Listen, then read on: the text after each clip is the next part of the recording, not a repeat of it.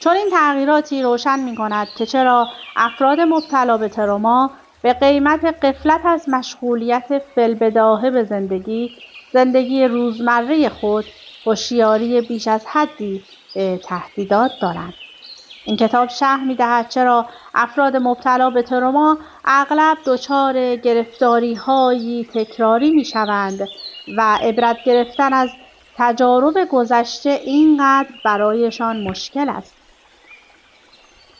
این کتاب نشان می‌دهد که رفتار آنها حاصل ضعف اخلاقی یا نشانه‌های بی‌ارادگی یا سرشت بد نیست. تغییرات واقعی در مغز مسبب بروز چنین رفتارهایی است. فرصت‌های جدیدی را برای تسکین یا حتی بهبود آسیب‌ها فراهم کرده است.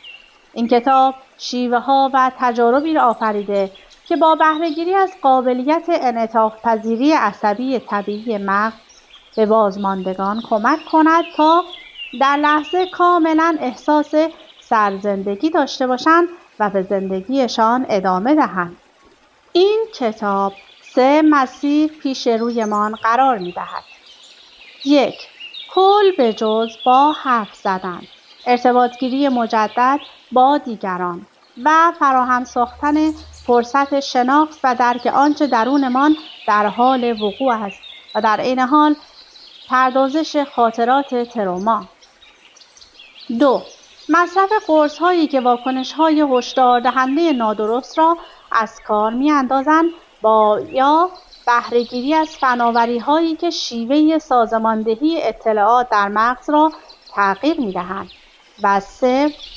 جذب کل با امکان پذیر کردن تجربیاتی در بدن که عمیقاً و اساساً با درماندگی، خشم یا فروپاشی ناشی از تروما در تضادند.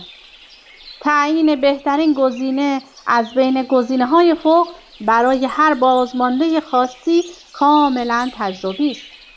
بیشتر افرادی که با آنها کار کرده‌ام